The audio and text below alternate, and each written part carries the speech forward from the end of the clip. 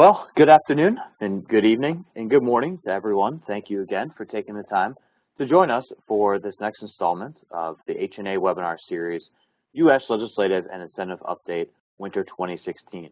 Just a couple of minor items of housekeeping before we get started. As you may have already noticed, all participants are muted upon entry. We can cut out any doorbells or dog rings or dog barks or whatever else in the back end. And instead, we want to, however, still encourage an interactive discussion. So as you may find, depending on the WebEx platform you're using, most likely in the bottom right or in the top center, you will see the chat feature. Please utilize that. You can direct the question to the audience or just directly to me as a host, and we will have a full interactive question and answer session following the brief presentation. Another item, in case you are not able to stay for the entire presentation or you had a colleague that was unable to join us, we are recording today's presentation and discussion, and it will be available online on our website, which we'll provide later, as well as via social media. So with that, let's go ahead and get started. So a little background on Hickey & Associates for those of you that are not as familiar with our firm. This is our 30th year, so we originally founded in 1986. One of the first companies to offer integrated site location in workforce services. Today, as a global leader in the field, we have active projects in every corner of the world. As you can see, list a number of our offices around the globe. We are very proud of a number of the relationships, periodicals that we contribute to, that we participate in, and here are just a list of a few of those that are really related to our business, and that is site selection incentives and workforce solutions. Now, we see a few of those, the Site Selection Magazine, Cornet Global, the Society of Industrial Office Realtors, also the Institute of Professional Taxation, is really building more and more onto credits and incentives, much that we will discuss today. And then also we're very proud of our relationship with Thomson Reuters as the licenses for our global incentive database. Today we'll focus primarily on the United States and the programs at the end of the fourth quarter and going into 2016. But we also do this on a global basis and encourage to reach out to learn more. Here's just the list of the offices that we have in the United States. Truly, they are regional offices that are focused on building local relationships. And I encourage all of you to reach out to those individual offices. And again, we'll have more of the contact information and how to do so later in the presentation. We offer a wide range of what does that mean. Some of you that are new to this industry, in site selection, incentives, workforce solutions. Just to quickly, really the site selection piece is assisting companies in determining where is the best place to locate and going through all the dynamics, all the numbers, all the strategy in order to do so around the world. What we're going to focus on more today are on the incentive side, being able to go out and capture and understand, identify what are some of those opportunities to build and develop public-private partnerships in order to really make the business case work for a particular location and to also build for opportunities in the future to expand, retain, whatever it might be. There are a number of complex incentives that can include in that versus some of what might be more of the traditional tax credits, direct grants, property tax abatements, for example. Some of those that you'll hear mentioned multiple times as we go through different policies and laws around the country, but a number of others as well. And some of these at the federal level that I'll mention. Also, a key factor of this is the Incentive Compliance Administration.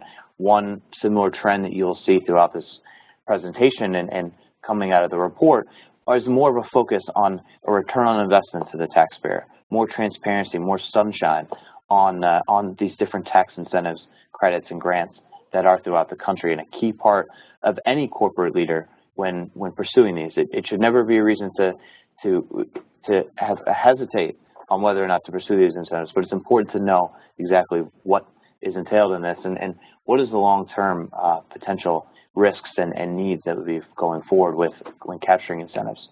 We also work on the labor analytics and defining, what are those labor pools out there? How do you best determine apples to apples basis between two labor sheds and two markets when determining ultimate location decision? Also, supply chain and logistics, a key part of any site decision, and making sure that all of the parts come together to make sure that you can get the resources you need and the goods you need to the consumer. And then, of course, as I mentioned already, on the international level and the global expertise, today we are going to focus on incentives and really what are some of those opportunities out there around the country, and what were some of those changes that are key to understand and identify over the past few months. What all this is based on is what we call the H&A Legislative and Incentive Update. It is a report that we put out on a bi-monthly basis. Really covers economic development policies and legislative issues dealing directly with economic development incentives throughout the United States. We've also expanded, and we have other reports covering different regions of the world and in other countries as well. But today we're going to focus on the United States. Really what overall this report does is reviews new policies and laws that came into place at the end of 2015 or are coming online at the beginning of this year. We'll also provide a preview and a forecast of the many dynamics that we're facing in 2016.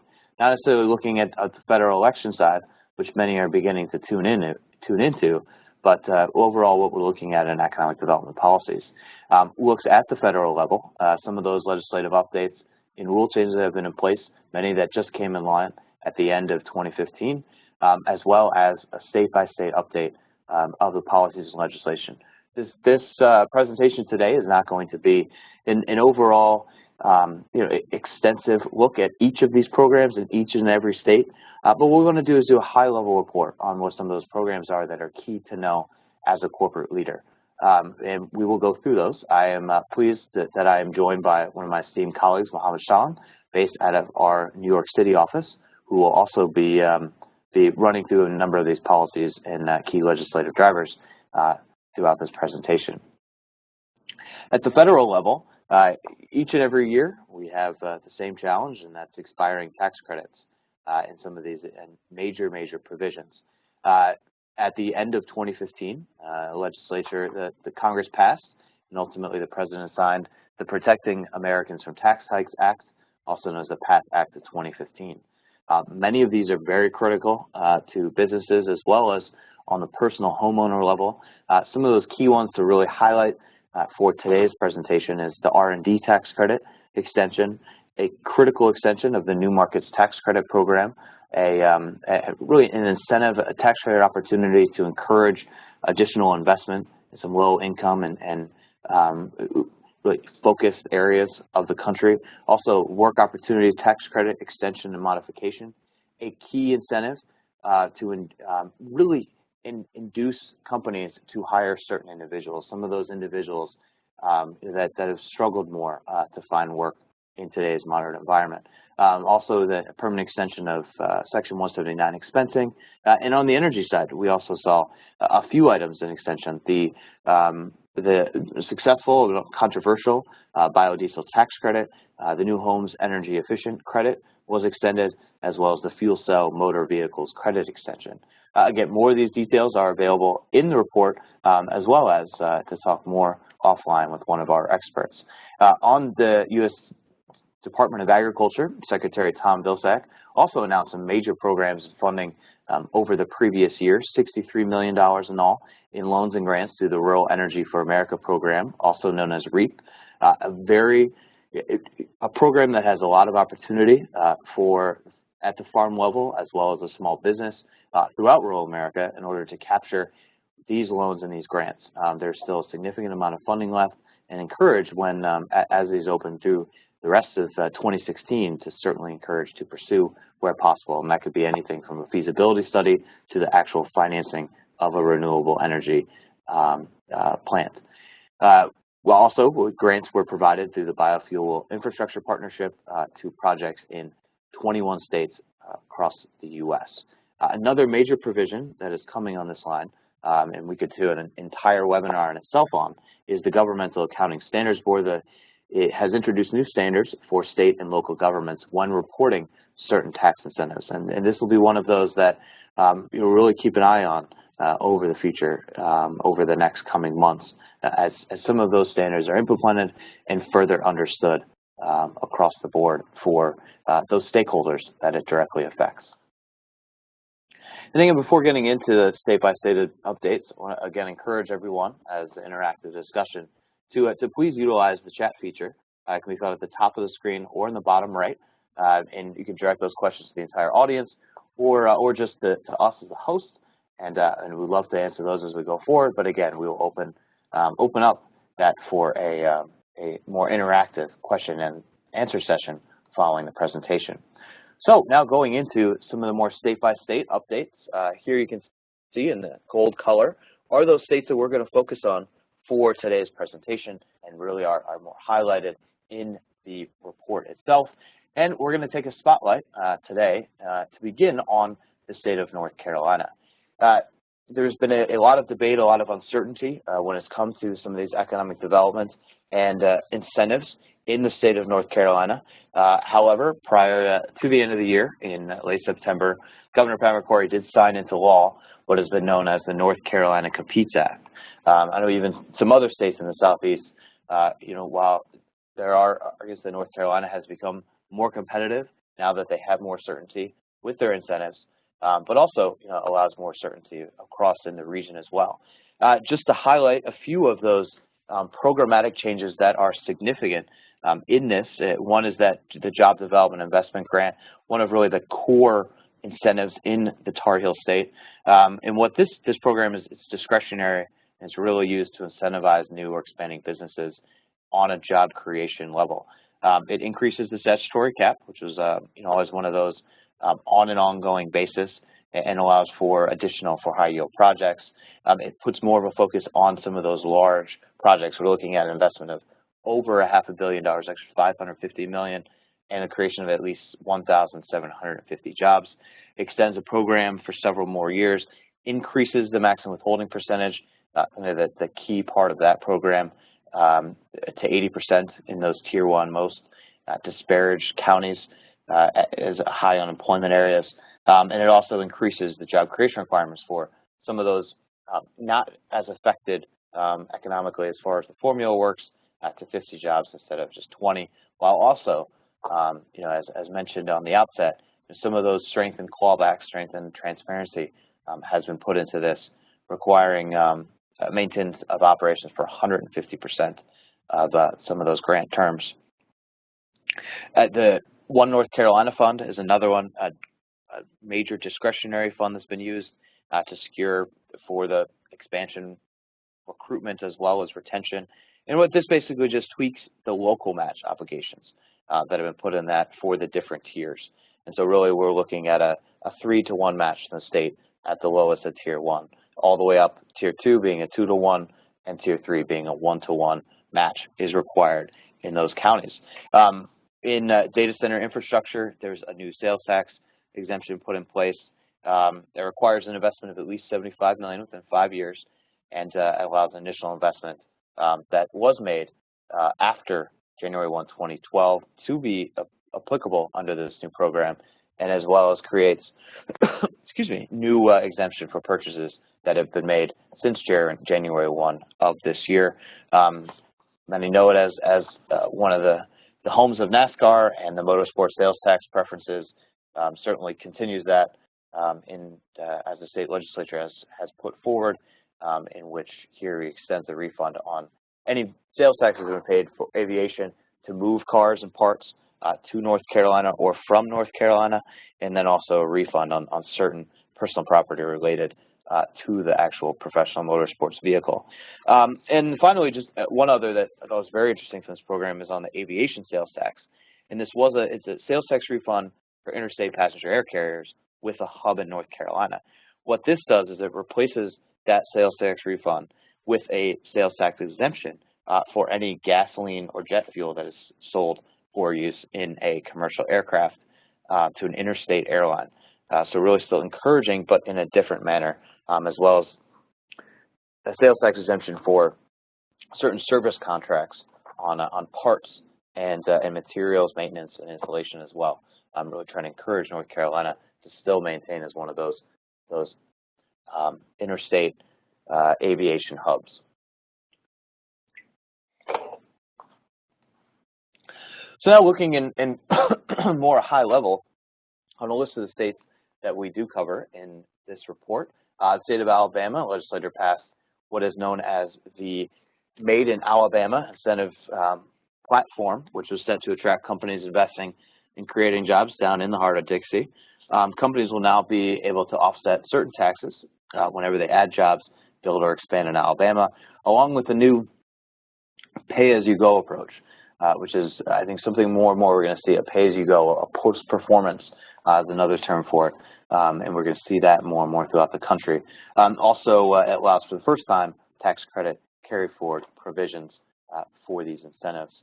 The state of Arizona, despite significant cuts from economic development programs by the state legislature in 2015, and in the budget, officials have been able to utilize some remaining funds and capture additional funds for some of the successful job training programs that the state has to offer. And these funds have been released as a competitive round process over the recent months. Over into the Golden State, the California legislature passed a bill through the Senate last year that allowed small businesses to convert a portion of R&D tax credits into cash grants. Another program that, I'm going to say a program, but an opportunity for companies that might not be able to utilize some of these tax credits to convert those into cash. Definitely something that can make it more of an attractive program for states when they utilize a procedure like that. So this would have allowed up to 10% of any unused tax credit in the 15 and 16 years to be converted into grants in 2017. For anything after that, or at least through 2022, it would be up to 15% for cash grants, which could be very significant and is right on the bottom line. So this bill was ultimately vetoed by Governor Jerry Brown. Governor Brown did sign a bill allowing cities to create local community improvement focused property tax increment financing, which could provide some great opportunities for the municipalities throughout the state. The California Tax Incentive Program for Renewable Technology Businesses also reached its $100 million cap, but it is expected that the state financing authority will seek an increase to that annual cap on the incentive program. The state of Colorado, Governor John Hickenlooper, he signed legislation that would qualify companies for the job growth credit if they partner with colleges and eligible universities in the state. In order to be eligible, they need to create 5 jobs, meet the average county salary, and retain the positions for 1 single year. In addition to that, another bill would qualify renewable energy projects to waive 20% of the enterprise zone investment tax credit in lieu of getting a refund of the remaining 80%. In the nation's capital, City Council introduced unique legislation targeted at the advisory board company. The incentive that they introduced would provide a performance-based abatement of real property taxes. It'd be capped at $6 million annually over a 10-year period. In order to capture that incentive, again, as we're seeing more and more, some of these minimum requirements at a very high level in order to realize that full benefit, they would have to meet a certain annual hiring target during that time period on a year-by-year basis, which would include a net increase of 1,000 residents employed through 2029. Down in Florida, the Department of Revenue extended the community contribution tax credit to June 2018 for sales and use taxes as well as corporate income tax. Sunshine State also elected to sunset the Enterprise Zone Incentive Program. This is a 33-year program that has realized a lot of success, but it will be certainly going to a new era in the state for those 65 statewide zones. Governor Rick Scott set a goal of $1 billion in tax cuts and $250 million investment in a new Florida Enterprise Fund. These reductions would come from eliminating income taxes from certain manufacturing and retail businesses, which also proposes to permanently extend the sales tax exemption on manufacturing machinery and equipment.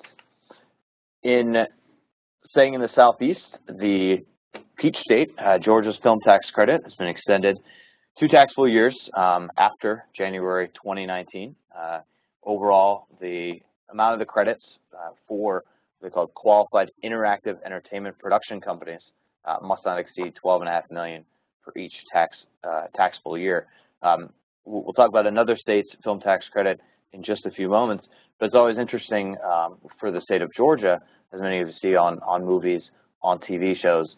At the end, they'll have the Georgia logo come up with the large peach, and you always know that much of that was filmed in the state. And in fact, you can get an increased, potentially an increased level of tax credit if you do have that logo at the end of the production. Also, for rehab historic properties, the State Department of Revenue has added 25% on certain expenditures completed after January 1, 2017 on the historic rehabilitation tax credit at the state level. You can actually get an additional 5% now if the historic home is located in a targeted area. In Illinois, the Governor Bruce Rauner, through a significant budget deficit of nearly $4 billion for the state, has called for an immediate suspension of many of the incentives that are offered in Illinois, and including deferring a film tax credit and high-impact business designation approvals. You are still seeing some incentive work being done in the state as they are working to find ways while trying to meet these budget deficits in the land of Lincoln, but also retaining the companies within its borders. And that's one to certainly stay tuned to over the coming months. In the Hoosier State, just next door, Indiana started the Regional Cities Initiative, which finds the state partnering with regions to develop economic development plans to attract investment and talents. Additionally, a new fund has been authorized by the Indiana Economic Development Corporation to spend $84 million on competitive proposals from applying regions throughout the state. Program. The real intention for the program is to try to fast-track major projects in communities that might not have the ability to do so. Just going to the other side of Illinois, in the Hawkeye State, which is now only days away from the nation's first primaries, they established and expanded upon a couple incentive programs which are being implemented here in 2016. Governor Branstad, the first was an expansion of the solar energy tax credit, which expanded the per project cap to $5 million per year. However, it did reduce the credit from 60% to 50%, and that started on the 1st of January. He also signed into 4 high-speed broadband infrastructure projects. Once they are approved by a local assessor, they have an opportunity for a 10-year property tax exemption.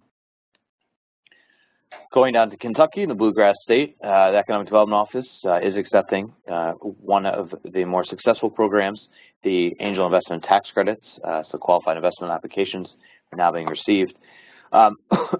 Important to note, as this program, as well as many of the others that we've discussed and are available at the state level, applicants must apply prior to making any investment, and it must be approved then ultimately by the state financing authority before the credits are issued. This year around, the program will offer a maximum of $3 million in tax credits, which is limited to $200,000 per investor on an annual basis. Down in Louisiana, the new law has been put into place for 2016, 17, and 18, and the motion picture investment tax credit, limiting it to $180 million, including a project cap of $30 million. However, it does lower the investment threshold from $300,000 to $50,000 to support some of those smaller productions in the state. For those of you familiar with film credits, and several of the states we'll mention here, the shift here as the Bayou State was a pioneer in incentivizing movie and television productions, and really one of those first, particularly in the U.S., to get that ball rolling to where we are today. But as we hear, one has been deferred, one has been limited, another one has been eliminated altogether in another state, and it's certainly an interesting incentive story throughout the country. Another law that is in fact to lower the sales tax credit for thermal energy systems to either the lesser $2 per kilowatt, half of the cost, or $10,000 per each system. And their angel investors tax credit in Louisiana has been extended by 2 years. So that will now currently sunset on July 1st of 2017. In the Old Line State, in the Mid-Atlantic, Governor Larry Hogan announced the reorganization of the Department of Business and Economic Development, which is now known as the Department of Commerce. A new agency oversees several different agencies, which includes the labor licensing and regulation, transportation, environment, planning, and the housing and community development, all bringing it under one roof that has a focus on economic development going forward, and being as pro-business is the intention. In addition, up in Baltimore, the City Council's Tax Committee approved legislation that would create an 80% tax credit against taxes applied to certain building materials. The bill is catered mainly to the Charm City's supermarkets in impoverished areas of the cities, and what is also known as existing food deserts, which has also been a major initiative of the administration in D.C. Finally, before I hand it over to my colleague, Mohammed, Governor Charlie Baker in Massachusetts has legislated an increase to the earned income tax credit, also maintain, the FAS 109 deduction. They're both eliminated in the state's fiscal year 2016 budget. So with that, I will send it over to Mohammed. Thank you. Thanks, David. Hello, everyone. We'll continue with our updates in Michigan. We'll see that Governor Snyder, he actually put an end to the film tax credit, and this is for the Michigan Film Office and the Strategic Fund to be provided to any of the new agreements, as well as providing more funds to any of the previous agreements. Also, and we've seen this in several states with the data centers, Michigan have provided a new law, passed a new law where data centers could get sales tax exemptions on any of the equipment that they are used. And some of the requirements that the bill requires is about 400 new jobs over a course of 4 years, as well as 1,000 new jobs over the course of about 10 years. And this came out of a project of a company named Switch that moved recently to Michigan. Following Michigan, in the state of Nevada, again, we'll see similar abatements and tax exemptions around data centers, where, again, a similar program that allows for personal property as well as sales tax abatement for data center projects. And depending on how long or how much the investment is, they'll be able to get up to 10 years of the abatement if they invest about $25 million. And if the investment is more than $100 million, they could get an abatement for up to 20 years on their investments. Also, we'll see a new law around the sales aircraft businesses, and this has to do with businesses that manufacture, repairs, assembles any kind of aircraft or even components of aircraft. They'll be able to get a sales tax exemption on their equipment and on the purchases that they are making. And this requires a minimum of, if it's a new company, a minimum of about 5 new jobs to be created full-time. And if it is an existing business, it requires whatever is greater between a 3% increase or 3 new employees in order to be qualified. Also, lastly, the film tax credit in Nevada has been expanded, where there has been a gap of about $10 million per project. This gap actually has been removed, so now there is no gap to the film tax credit on the projects in Nevada. In the Garden State, we'll see that there's a big push around solar and around new energy, and we'll see a new bill that was introduced, which is the Solar Power Incentive Program, which provides incentives to owners or companies that install solar panel systems. And basically what that allows for them to be reimbursed for about 15% of the cost of installing the solar panel systems, as well as $1.50 per watt of energy produced in these in certain areas, which is about 5 designated areas that the Board of Public Utilities will be designated over the course of the next months, where these areas could qualify for these incentives.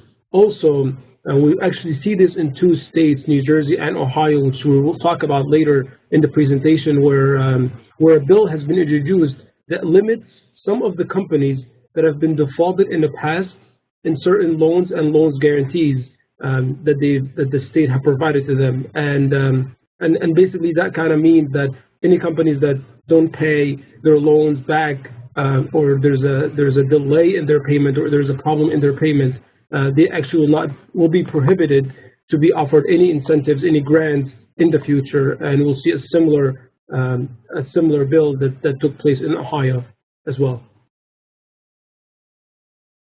In the state of New Mexico, a new bill has been passed by Governor Martins, and that includes several programs, one of which is the restoration of the gross receipt tax deduction for trade support companies, and basically they have to be located within 20 miles of the U.S. and Mexico border, and this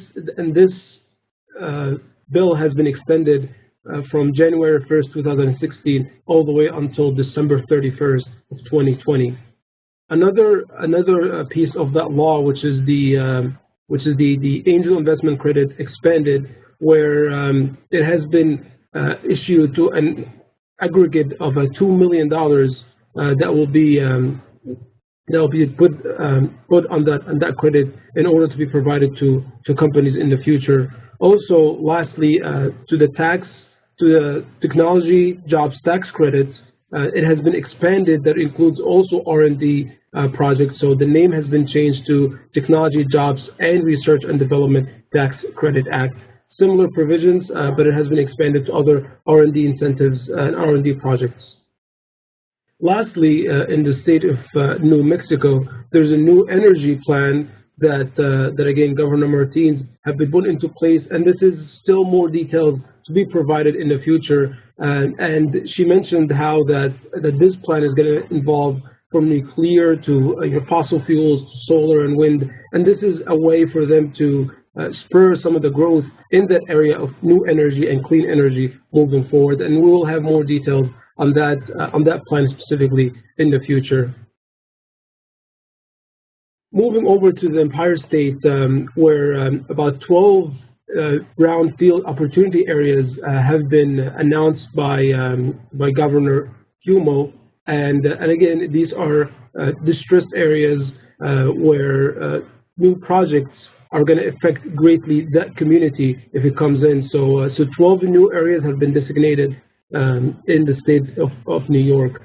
Also, in upstate New York, there have been several initiatives that have taken place, one of which an announcement of about $2.25 billion have been going to the funds to two specific initiatives. One is the Regional Economic Development Council initiative, as well as the Upstate Revitalization Initiative. Again, and this is focused in specific areas in upstate New York where new projects are going to be attracted in these specific areas.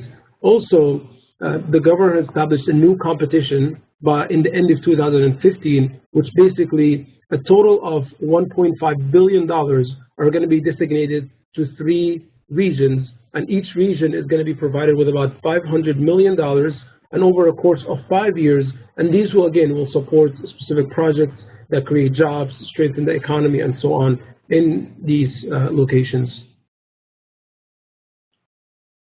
In North Carolina, this is something that my colleague David mentioned earlier, so we'll just go to Ohio.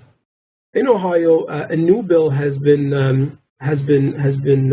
passed that basically makes few changes to the job credit tax credit, the job creation tax credit, as well as the job retention tax credit. And there's a lot of there are actually many changes that took place in that bill, but just to highlight few, one of the changes is that these credits are going to be calculated differently. So the new way of calculating these credits will be agreed upon percentage of the company's Ohio resident employee payroll instead of previously it has been the income tax withholding of the company. So this is one change that happened. In addition, there's also a clawback which allows for 100% of the return of the credits if the investment or the job requirements are not met. So this is, again, these are just to highlight a few of the changes that took place in these specific credits as well. And as we mentioned earlier, Ohio is also one of the states that limited tax credits to be provided to companies that have defaulted in the past in certain loans and loans guarantee, which we talked a little bit in more details when we talked about New Jersey. So Ohio is similar to New Jersey. In the state of Oregon, Governor Brown actually signed a bill that basically is extending several tax credits while prohibiting those credits from being used to offset the state's corporation minimum tax. And basically, this is going to impose a 6-year suspension on the use of the tax credits to satisfy the minimum tax liability, which again increases to some extent the tax liability on many of these, on many of the corporations, or this applies. Moving forward, in the state of Rhode Island, the Jobs Development Act has actually been discontinued, and the companies that have been qualified in the past, they will still get they will still get whatever they were offered, but certain provisions are going to be changing moving forward. But the program has been discontinued in the state of Rhode Island.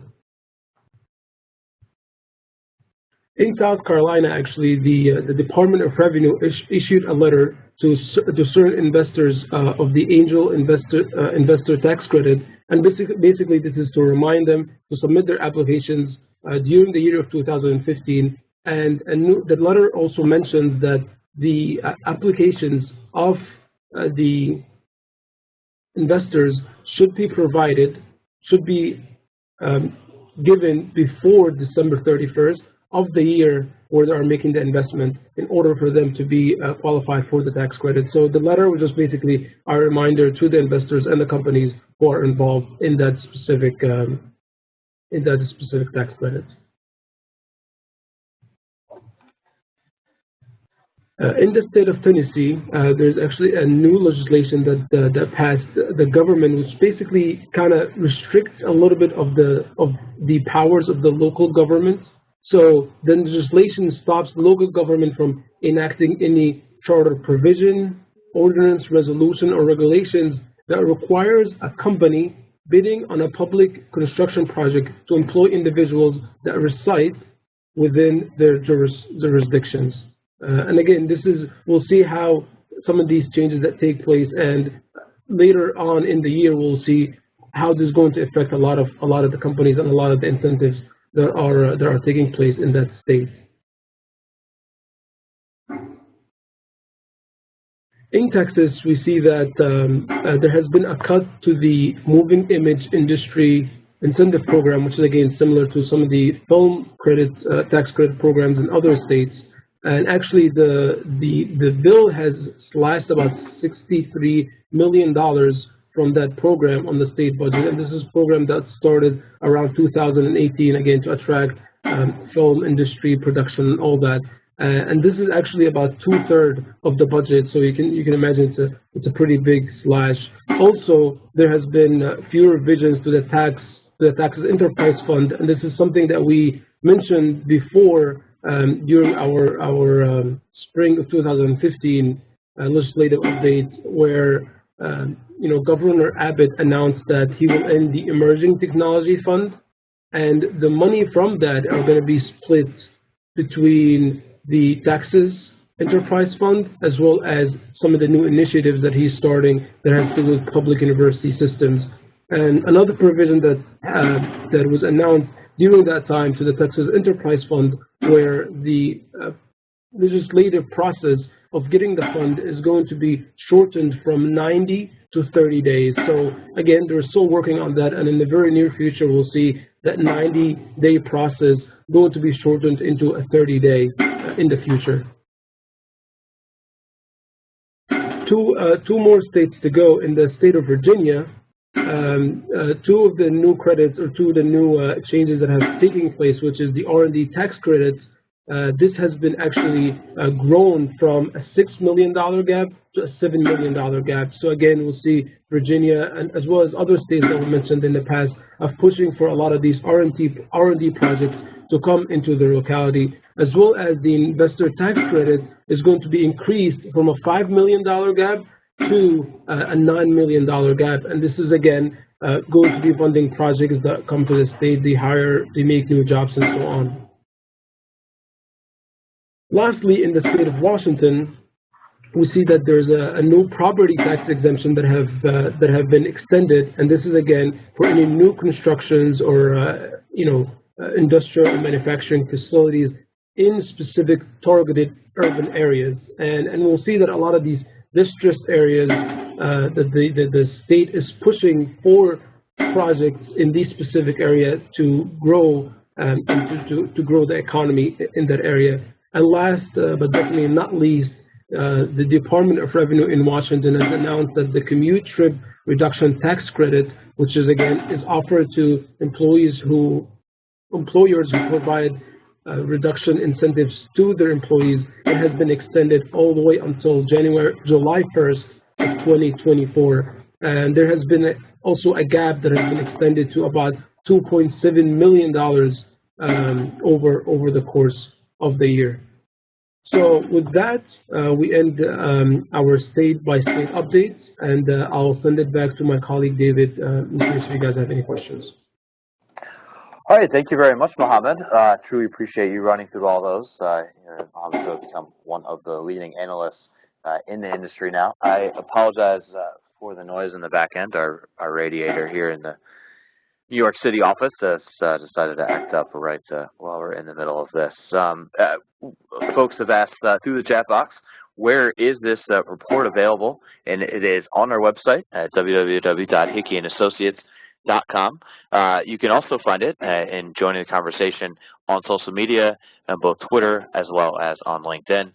I'll have my contact information up here in just a moment, and you can also reach out to me directly. But I also encourage everyone to go on our website, sign up for our newsletter, where we will send out, you'll be able to hear about this presentation, this report, as well as future reports coming out in the near future. And part of that, two reports that we have released recently.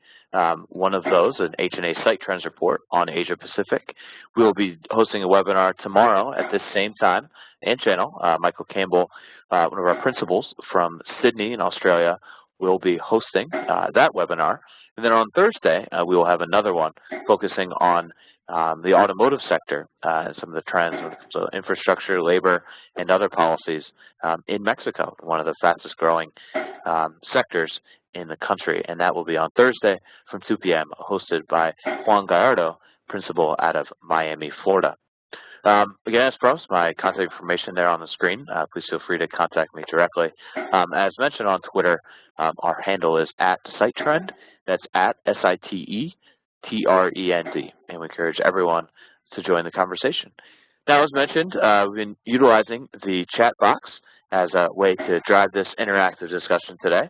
And we have received a few already through this. You can either find it, depending on the WebEx platform you're using, at the top of the screen or at the bottom right. And you can direct those questions to me as the host, and we can circle through it, or as to everyone into the audience. One of the first questions they received was regarding trends, and what are some of those trends that we expect to see in 2016. Well, I kind of going through our presentation here and through the report that we just conducted and released. I think there are 4 items that to look at. One of those is on retention. You're seeing more and more opportunities and incentives that aren't necessarily directed just to job creation or expansion or encouraging relocation, but instead making sure that those jobs stay where they are currently. That investment stays within the borders, and so seeing more and more incentive programs that are focused on retention. Also more that are post-performance, as we use the term pay-as-you-go. incentives that you don't capture in the front end, but afterwards, after you meet certain commitments, certain job thresholds, certain capital investment numbers. Make sure, prove out that you're paying certain wage levels that you've agreed to. And so those payments don't go before. What that also does is it limits the risk for the company as well. Less of the callback threat, as you're only going to capture what you actually create, and limiting some of that going forward. Another and final piece is on the transparency and the return on investment, and something that each and every year we're seeing come from the governor's offices, come from the various legislatures, even down to the local municipalities, and that is requirements for more of a prove on return of investment for taxpayers. We are all taxpayers in some shape or form, and of course we want our leaders and our officials to be good stewards of those taxpayer dollars. And so part of that comes directly into these programs and making sure that these programs are done appropriately, that the right checks are in place, and really doing all of that due diligence from the beginning to the end. And we'll see more of that. Actually, some states are now requiring a calculator to prove out. Some require economic impact analyses to be done from the beginning and end to the end. And additionally, part of that as well is transparency. Transparency done in a responsible and fair manner that also protects proprietary levels for companies and organizations going forward. And I think we'll continue to see these. We saw these in 2014. We saw them in 2015, and we see no slowing down of that direction going here into 2016. And with the new administration in the White House and many new legislative bodies going into force in 2017, I think certainly a trend we'll continue to see. Thank you. Great question. Another question coming in is regarding foreign direct investment and how do these programs impact those? Well, truly those, you were seeing more and more economic development initiatives at the state level and at the local level encouraging foreign direct investment. And in fact, more at the federal level as well. For those that might be familiar with the Select USA organization that was started under President Obama, that is really out there encouraging since the beginning of our country. We have been really promoting trade and promoting exports. But for the first time in our history, we've been working on promoting investment into the U.S. From foreign entities, from foreign individuals. And when we see more of that as well with on the incentive side and making sure that these programs can work for a European family that is investing into the U.S., to work for an Asian entity that is coming into the U.S. for the first time, or maybe has a sales rep already in the United States and they're looking to expand. These are the types of programs that work for them, and whether it is at the small business level all the way up to the largest companies, they're certainly encouraged to utilize these programs. It's a great question, and continuing to focus in markets, and we're seeing more of that in our global offices. A lot of that interest in investing in the U.S. For the labor force, for the proximity to the customer, and for really the North American growth going forward. It's a very good question, and any additional on that, Professor Vidam, I certainly encourage you to reach out and to speak with some of our the international experts on our team. Received a question about access to the presentation after the fact. Yes, it's certainly available. I know some folks had some challenges logging in initially, whether to the audio or to the presentation as well. This will be available on our website, again at www.hickey&associates.com. We have been recording, excuse me, as mentioned in the outset, recording the program and the presentation here. So we'll be available digitally soon after the presentation. And so please feel free again to reach out to me directly if you're interested in a copy of the presentation. And then the report, as well as mentioned earlier, is available online. I know with just a few more moments here, see if there are any additional questions from the audience.